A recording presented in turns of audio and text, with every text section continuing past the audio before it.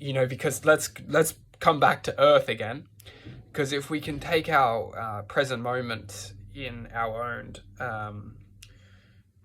truth, is that we are a sense of technology, and we're constantly evolving to be more of a technological, you could say, instrument.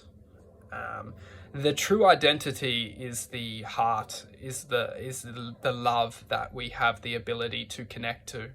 And when we're disconnected from this love, we're used as a sense of electricity. You could say it's hard to comprehend the essence of why and what we're actually being energetically consumed from.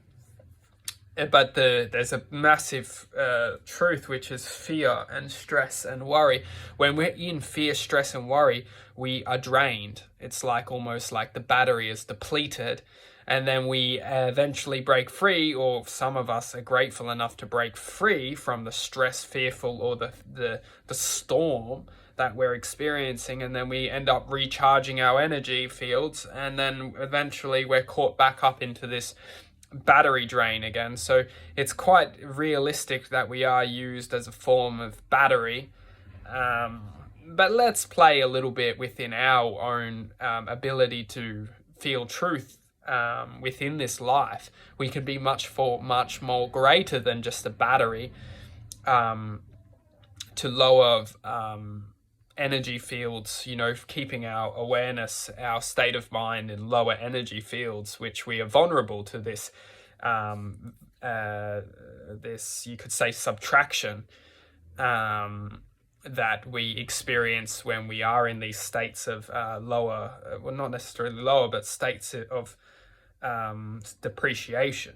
Our hearts are depreciating by our minds compromising our ability to raise higher or raise deeper within a sense of understanding, because our minds are compromising our point of attention to stress, worry, and fear, which is such a negative kind of state of awareness, that our hearts are not there.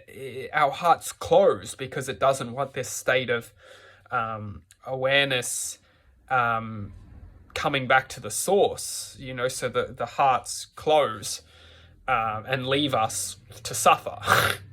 It's brutal.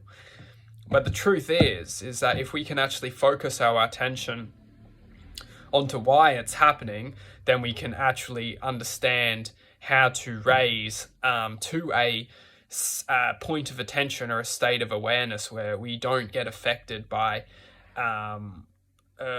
not necessarily don't get affected, but we can protect ourselves from negative forces or negative, because the real truth is that the mind is very smart. It's almost like the battery has a control system which understands when the battery is fully charged. And the heart charges the battery. There's no lie about that. I mean, there's no lie. There's no denying that the heart is the essence that charges the battery. And it's almost like the battery has a mind. Wow.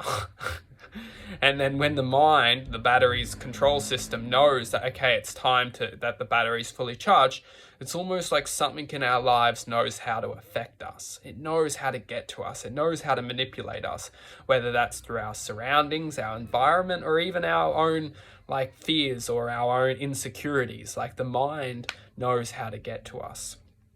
And that's when the mind completely manipulates us and makes us weak and makes us angry.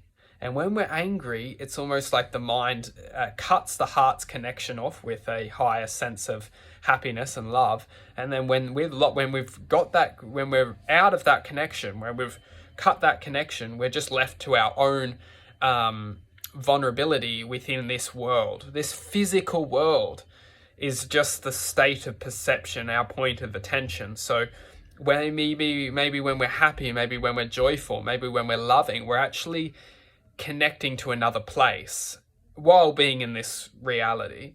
But when we're cut from that, we're only in this reality and we can only feel this reality.